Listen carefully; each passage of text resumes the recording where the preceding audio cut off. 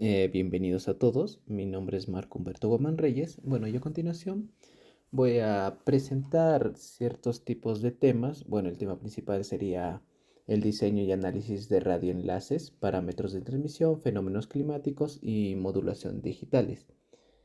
Pero en sí vamos a hablar de cómo diseñar radioenlaces, una tecnología que usamos a diario en nuestras conexiones a Internet, como podrían ser también llamadas de telefónicas o la propia transmisión de las propias transmisiones satelitales, ¿no? Un diseño de radioenlace nos llega a ayudar a asegurar que la señal llegue de manera eficiente desde el transmisor hasta el receptor, incluso enfrentando ciertos obstáculos, ya sea la distancia o el clima que se tenga en ese momento. Bueno, en este video se explorará conceptos clave como podrían ser el EIRP o bueno, la potencia isotrópica radiada equivalente, además de las pérdidas en el espacio libre, las cuales básicamente nos ayudan a entender cuánto poder necesita una señal para llegar a grandes distancias. Otro tema que trataremos serán los factores climáticos, los cuales llegan a afectar la calidad de la señal, ya sea la lluvia o el vapor de agua, que bueno, vamos a ver más adelante, que estas son llamadas eh, como recomendaciones ITU. Así también hablaremos de la disponibilidad del enlace o qué tan confiable es nuestra conexión a lo largo del tiempo. Y las modulaciones digitales, que son las técnicas que permiten transmitir datos como voz, datos analógicos a datos digitales, los cuales pueden ayudarnos a transmitir voz, video, internet u otro tipo de datos, ¿no? Así como también se mostrarán algunas simulaciones prácticas usando en este caso Python para que se entiendan mejor estos conceptos y veamos cómo funcionan en el mundo real. Bueno, con respecto al primer tema, el diseño del enlace, EIRP, pérdidas y ganancias, empecemos por el EIRP y el margen de ganancia. Imaginemos que estamos en un estadio lleno y queremos hablar con nuestro amigo al otro lado del propio estadio. Para que pueda escucharnos tenemos que gritar demasiado fuerte. Este grito fuerte sería la potencia del transmisor y podríamos usar nuestras manos o un megáfono en sí para amplificar nuestra voz, el cual este sería la ganancia de la antena. Entonces, entendamos al EIRP o potencia radiada isotrópica equivalente como la forma de saber cuánta fuerza tiene nuestro mensaje al salir de la fuente, el cual, bueno, se calcula a partir de la fórmula EIRP es igual a potencia del transmisor más ganancia de la antena menos las pérdidas que existen. Ahora el margen de ganancia es como tener un megáfono para asegurar que incluso si hay ruido o viento en nuestro entorno, el mensaje se va a escuchar muy claro. Tenemos también la pérdida en el espacio libre. En este punto imaginemos que nuevamente estamos en el estadio. Si nuestro amigo está cerca, nos escuchará sin problemas. Pero si este está demasiado lejos, nuestra voz pierde fuerza y se hará difícil de entendernos o incluso no se podrá escuchar. Este fenómeno se le conoce como pérdidas en el espacio libre. Ocurre porque la energía de la señal se dispersa mientras viaja a través del espacio. En las telecomunicaciones, estas pérdidas van a depender principalmente de dos factores. La distancia, la cual a medida que el receptor está más lejos del transmisor, la señal se va a debilitar proporcionalmente al cuadrado de la propia distancia. Y la frecuencia, donde, bueno, las frecuencias más altas son más propensas a perder energía que las frecuencias más bajas. Esto es porque interactúan con el ambiente mucho más, como el polvo, la humedad y otros obstáculos, perdón. Estas pérdidas se pueden calcular mediante la fórmula de pérdidas en decibelios es igual a 2 logaritmo de d más 2 logaritmo de f más, perdón, 20 logaritmo de d más 20 logaritmo de f más 20 logaritmo de 4pi sobre c, donde d es la distancia en metros, f es la frecuencia en hercios y c es la velocidad de la luz. Eh, Ahora veamos un ejemplo práctico, bueno, un ejemplo más claro para entenderlo. Si nosotros tenemos una torre de telecomunicaciones emitiendo en 2 GHz y el receptor está a 5 kilómetros de distancia, podemos calcular las pérdidas para entender cuánta energía de señal llega al receptor. Bueno, en el mundo real, este es el motivo por el cual las antenas de redes móviles están más cercas en zonas urbanas, ya que la alta densidad de los edificios y la corta distancia entre usuarios hacen que sea necesario colocar antenas más próximas, de esta forma llegando a minimizar las pérdidas. Continuando, vamos a hacer algunas simulaciones en el lenguaje Python. Vamos a ver una simulación animada de cómo se realiza la pérdida en el espacio libre en función de la distancia y también el ERP en función también a la distancia, ¿no? En este caso vamos a usar los siguientes datos que se muestran en pantalla, de una frecuencia de 2, una potencia de transmisión de 30 y una ganancia de antena de 15, así como un valor ya establecido sobre la velocidad de la luz. En este caso vamos a usar una distancia que sería en metros de 5000 metros. Y bueno, en el primer gráfico animado, que es el que se encuentra en la parte superior, vemos que mientras más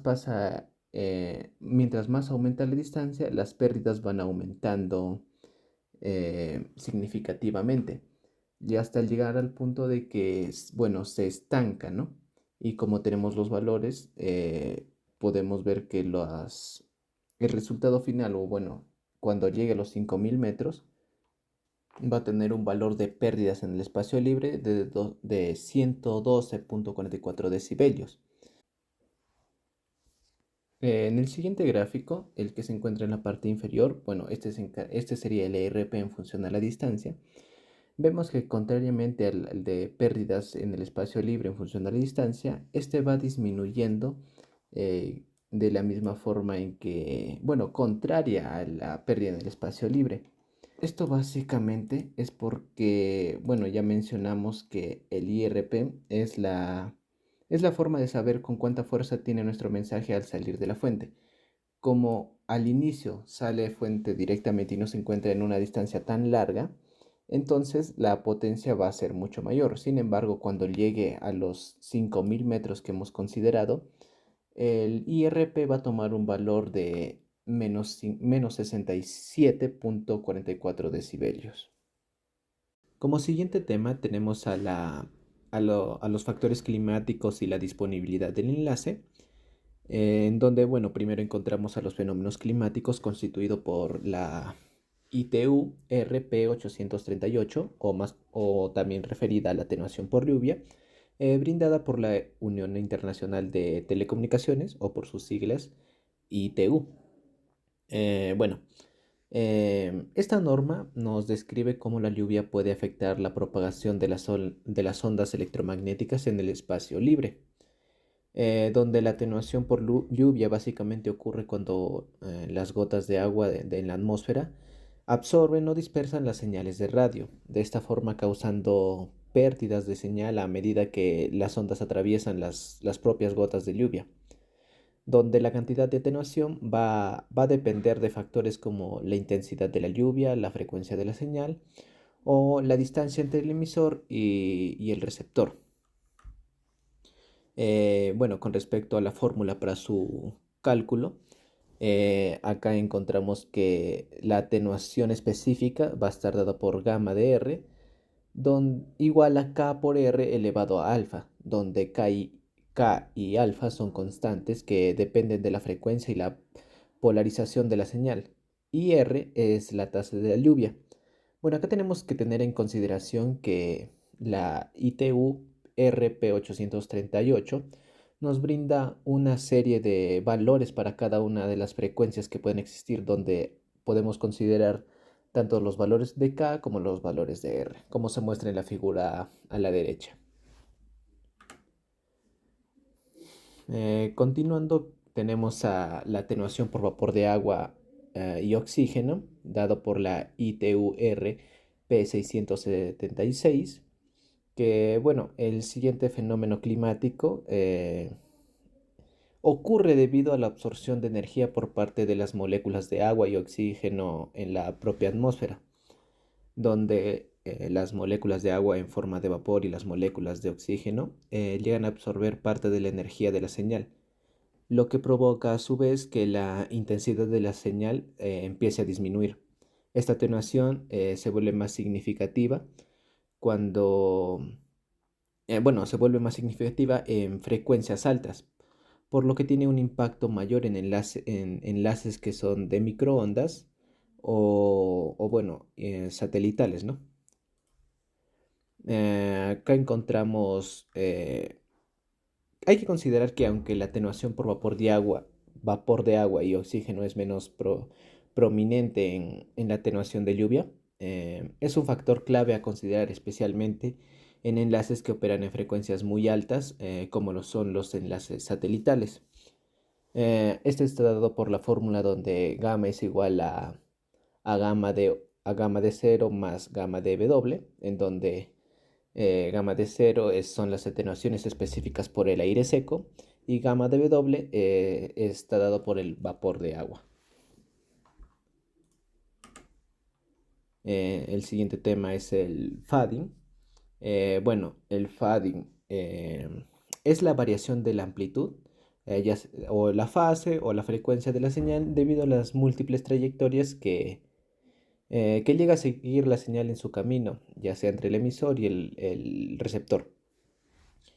Dentro de las principales causas del fading encontramos que, bueno, este puede ser causado principalmente por reflexión, difracción y dispersión de las ondas electromagnéticas al encontrar obstáculos, ya sea edificios o montañas en su trayectoria.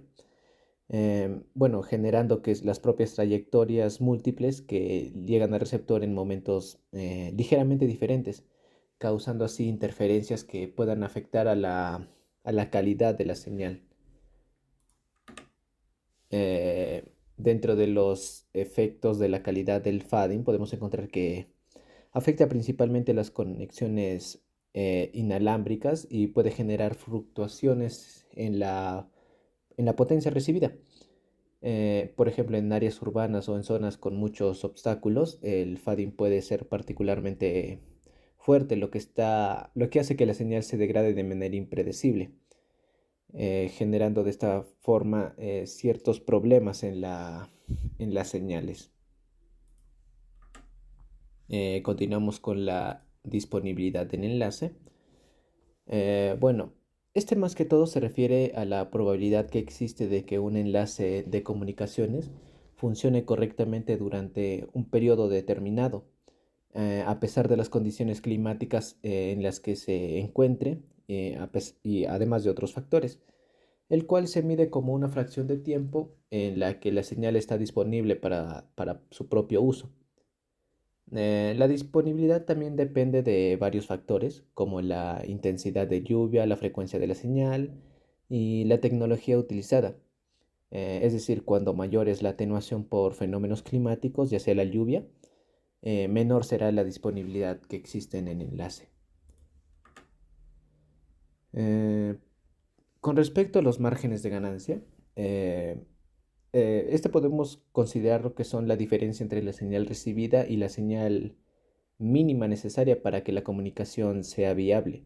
Cuando se tienen márgenes de ganancia adecuados, el enlace llega a ser más resistente a los efectos de los propios fenómenos climáticos. Bueno, con respecto al impacto de los fenómenos climáticos, eh, aquellos fenómenos como la lluvia o el vapor de agua afectan los márgenes de ganancia, de esta forma reduciendo la disponibilidad del enlace. Por ejemplo, durante una tormenta intensa, la atenuación por lluvia puede superar el margen de ganancia, haciendo que de esta forma el enlace se caiga o se llegue a degradar con el tiempo. Bueno, con respecto a las simulaciones de un entorno en la que se realice bueno, haya afección por los factores climáticos, vemos que en este caso se representan dos gráficos junto a ellos con sus animaciones respectivas. Bueno, el primer gráfico, el que se encuentra a la izquierda, representa la relación entre la atenuación por lluvia y la tasa y la tasa de lluvia para diferentes frecuencias, en este caso de 10, 20, 40 y 60 GHz, donde a medida que aumenta la tasa de lluvia, la atenuación crece de manera significativa, especialmente en frecuencias más altas. Como podemos ver en el gráfico, por ejemplo, a 60 GHz, incluso una tasa de lluvia moderada, que sería alrededor de 10 mililitros por hora, puede causar una atenuación considerable.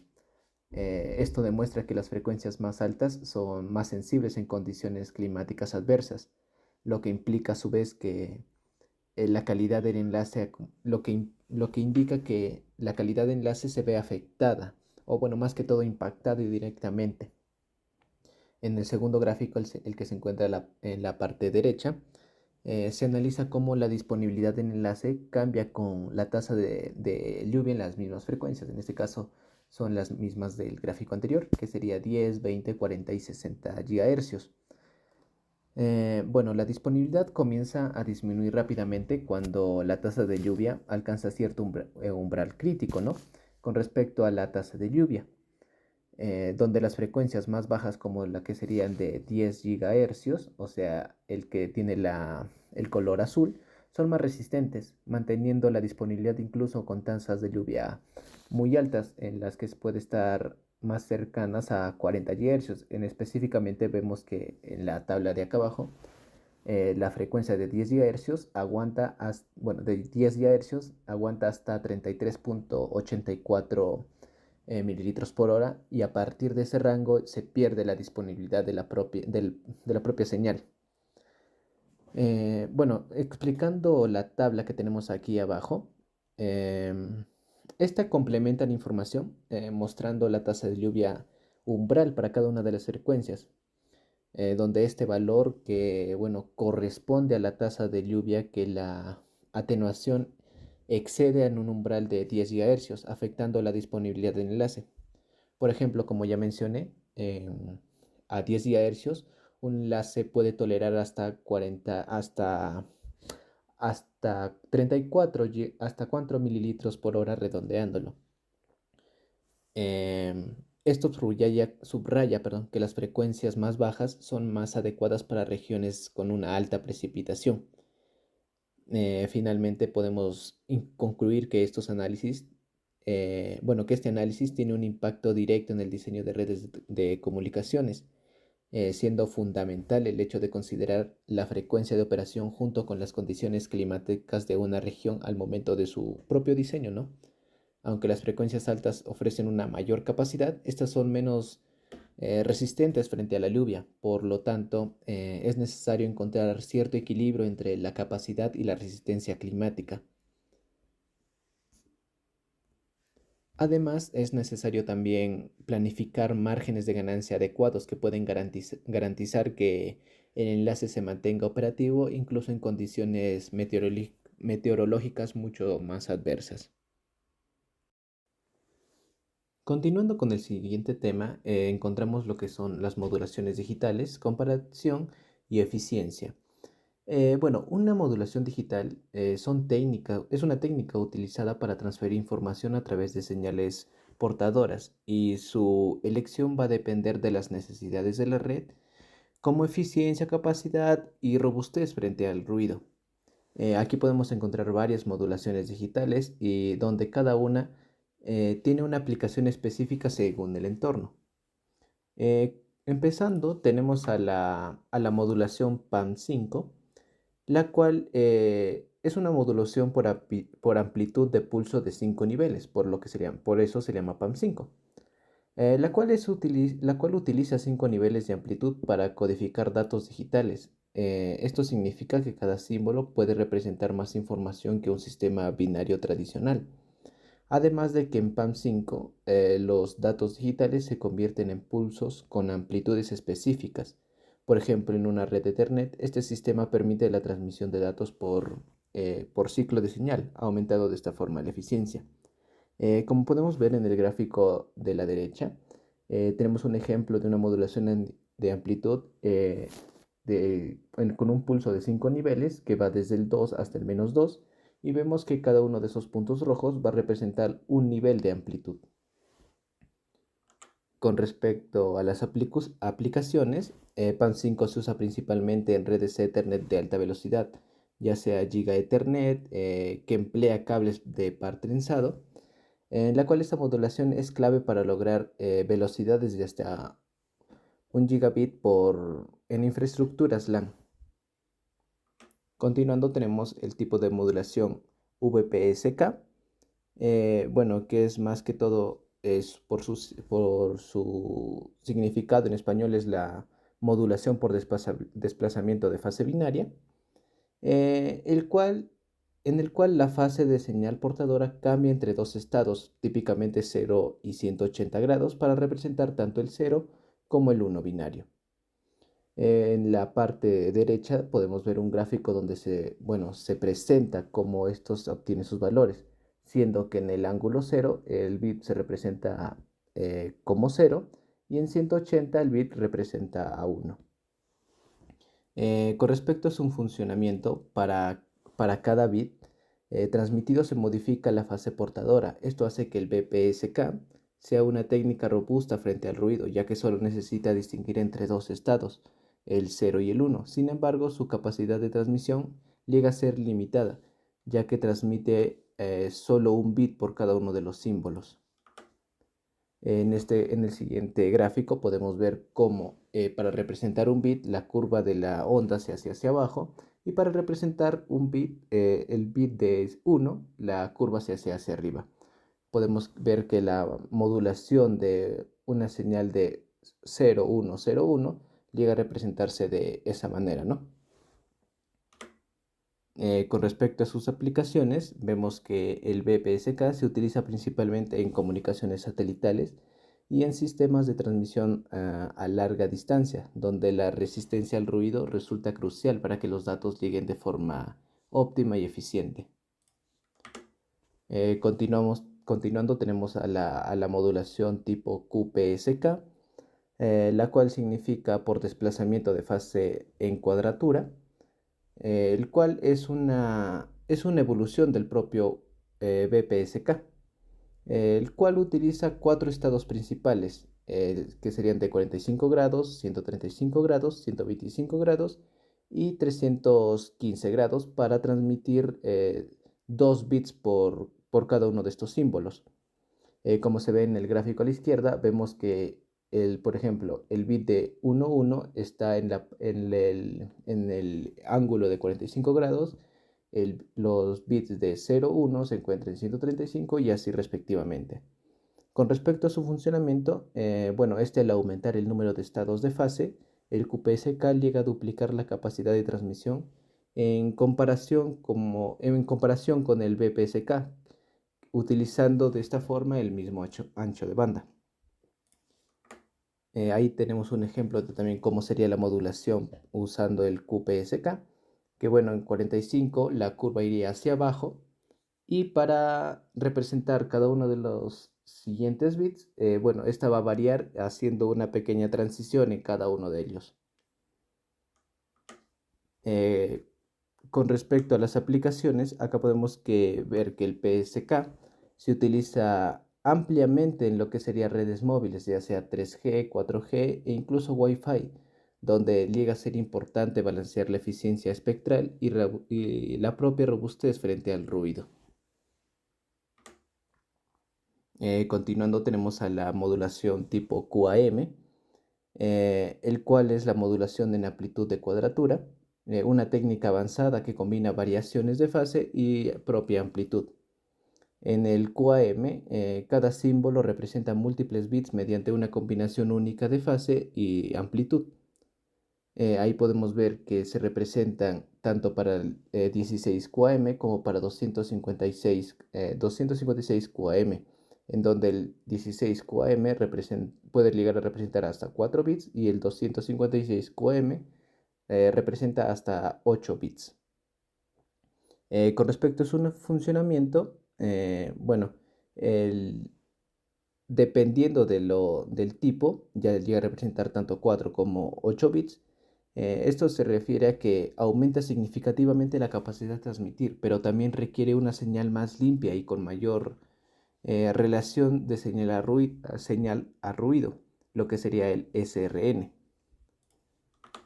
Dentro de sus aplicaciones principales vemos que el QAM se utiliza en sistemas de alta capacidad como redes de fibra óptica, televisores digitales e incluso redes móviles de última generación como podría ser el 5G.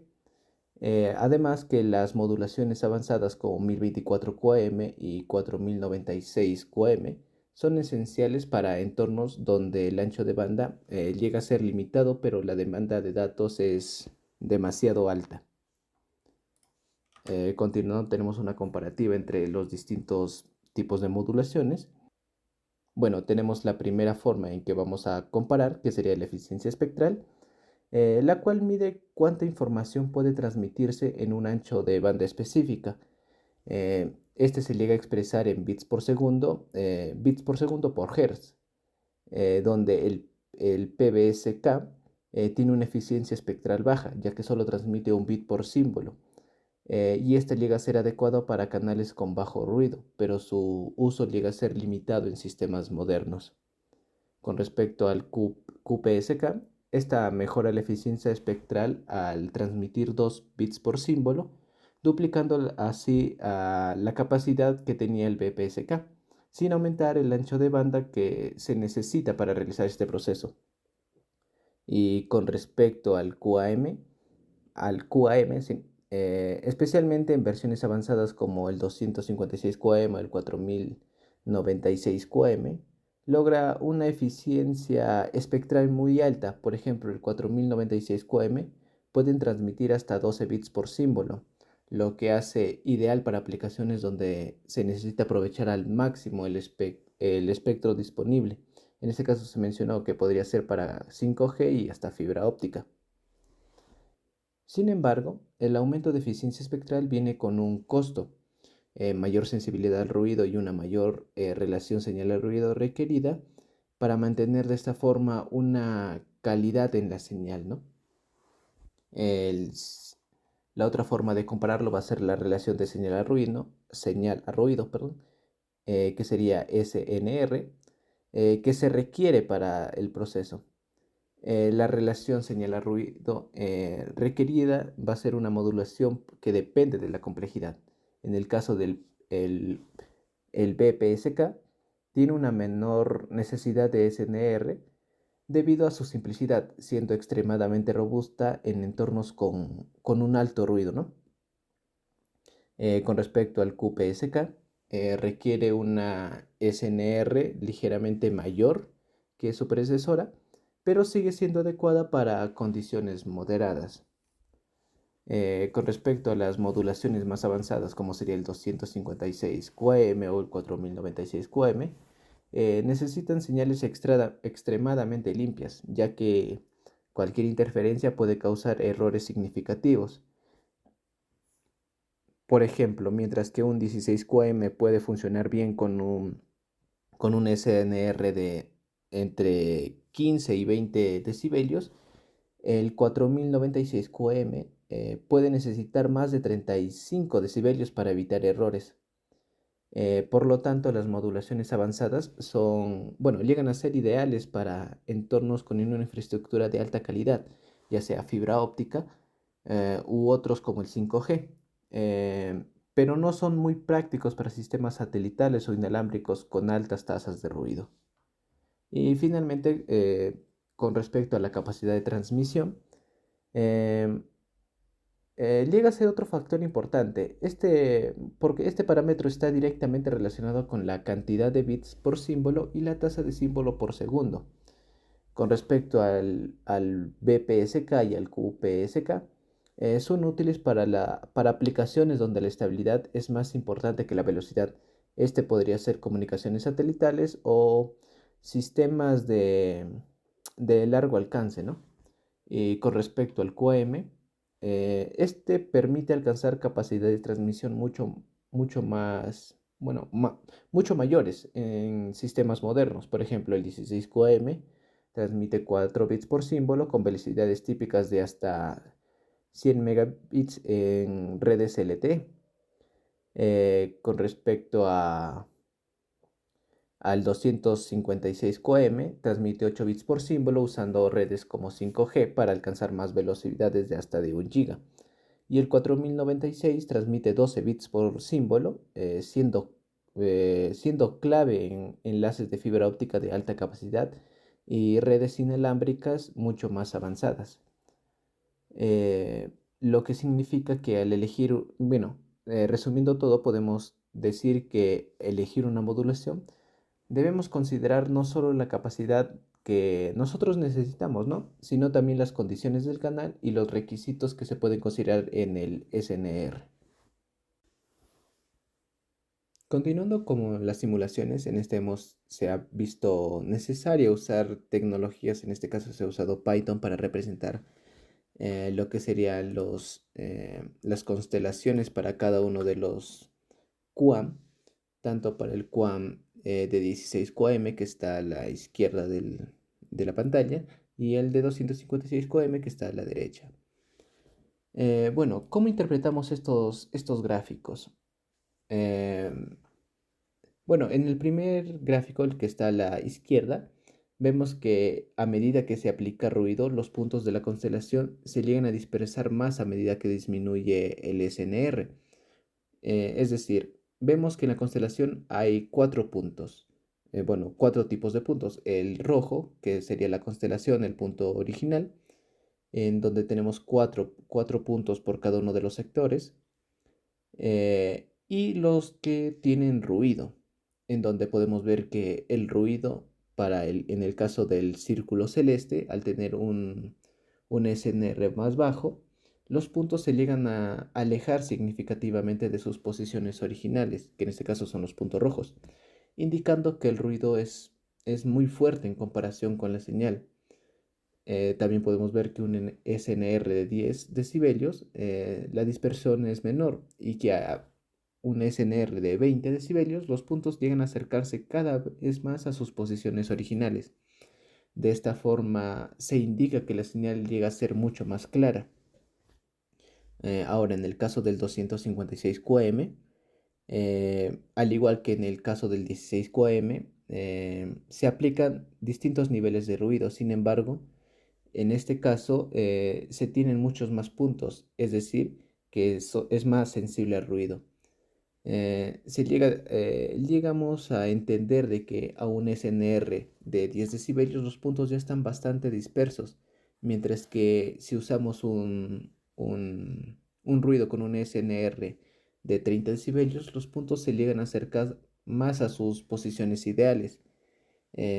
Como se puede observar, es obvio que se requiere un mayor SNR para mantener la calidad de señal debido a la mayor densidad de puntos que existe.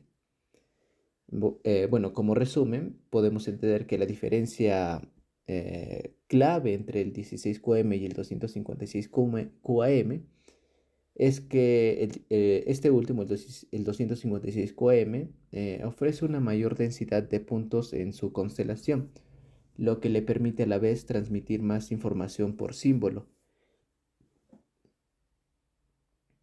Sin embargo, también es más susceptible al ruido, lo que llega a significar que para obtener un rendimiento óptimo con el 256 QAM se necesita obligatoriamente un mayor SNR. Ahora, con el siguiente gráfico podemos ver que, bueno, se trata de la comparación de eficiencia espectral entre el 16 QM y el 256 QM. Pero, ¿qué es la eficiencia espectral? Esta básicamente nos indica cuántos bits podemos transmitir por cada hercio en el ancho de banda. Esto llega a ser importante porque permite comprender la capacidad de transmisión de cada modulación. Acá se usa una fórmula para calcular la eficiencia espectral, la cual es logaritmo en base 2 de m, donde m es el número de puntos en la constelación. En el caso del 256 QM tenemos 16 puntos, por lo que la eficiencia espectral sería igual a log en base 2, el logaritmo en base 2 de 16, el cual es 4. Entonces entendería que se realizan 4 bits por símbolo. En el caso del 256 QM tenemos, bueno, 256 puntos, lo que nos da una eficiencia espectral de, bueno, logaritmo en base 2 de 256 es igual a 8 bits por segundo, por símbolo, perdón. En el gráfico de barras podemos ver claramente que el 256 QAM tiene una eficiencia espectral de 8 bits por segundo por hercio, mientras que el 16 QAM tiene una eficiencia espectral de 4. Esto llega a significar que el 256 QAM puede transmitir el doble de bits por hercio que el 16 QAM, lo que lo hace mucho más eficiente en términos de uso de ancho de banda. Sin embargo, como hemos observado en las constelaciones pasadas, esta mayor eficiencia también trae un costo consigo, ya que el 256 QAM es mucho más sensible al ruido y requiere un SNR más alto para mantener la calidad de la señal. Por lo tanto, aunque el 256 QAM es más eficiente, también llega a ser muy vulnerable a las interferencias y al propio ruido. Y para finalizar, bueno, algunas conclusiones y reflexiones. Primero, en este trabajo se han desarrollado los conceptos fundamentales del diseño de radioenlaces, abarcando parámetros técnicos como podrían ser la potencia isotrópica radiada efectiva o el EIRP, las pérdidas en el espacio libre y la influencia de fenómenos climáticos en la propagación de las señales. Además de que se abordaron las modulaciones digitales y cómo estos impactan en la eficiencia y la robustez de un sistema de radioenlace. Además de usar Python como una herramienta clave para implementar conceptos en un contexto más práctico, accesible y entendible. Eh, con respecto al diseño de un radioenlace que sea eficiente y óptimo, este exige la integración de parámetros o bueno, conocimientos técnicos, así como el análisis detallado de fenómenos climáticos, como podrían ser la atenuación por lluvia o gases atmosféricos, y, y la elección adecuada de modulaciones digitales. Esta combinación resulta demasiado crucial para garantizar un enlace confiable y adaptable a los diferentes escenarios, de tal forma que se maximice la calidad de un servicio en condiciones muy variables. Finalmente, como última conclusión, tenemos que, bueno, Python demostró ser una herramienta demasiado versátil y a la vez poderosa para aplicar los conceptos teóricos a casos prácticos de tal forma que se puedan entender mejor a través de bibliotecas especializadas, ya sea en NumPy o Matplotlib. Se realizaron ciertas simulaciones, gráficos y animaciones para entender para entender el funcionamiento de estos fenómenos. Además de su facilidad de uso, combinada con la capacidad que tiene para manejar muchos cálculos complejos, lo llega a convertir en una elección demasiado ideal para aplicar, ya seas un estudiante o un profesional en el apartado de telecomunicaciones. Y finalmente una reflexión. Podemos decir que el diseño de radioenlaces es un proceso complejo que requiere un enfoque muy multidisciplinario, integrando conocimientos técnicos, considerando aspectos ambientales, además de herramientas computacionales, donde al aplicar esos principios es posible construir sistemas de comunicación que sean confiables, además de que respondan a las demandas actuales y futuras que puede haber, ya sea desde la conectividad local hasta la comunicación a nivel global. Este trabajo resaltó la importancia de una formación integral para enfrentar los desafíos tecnológicos del presente y en el futuro, aplicando las tecnologías que tenemos actualmente. Muchas gracias.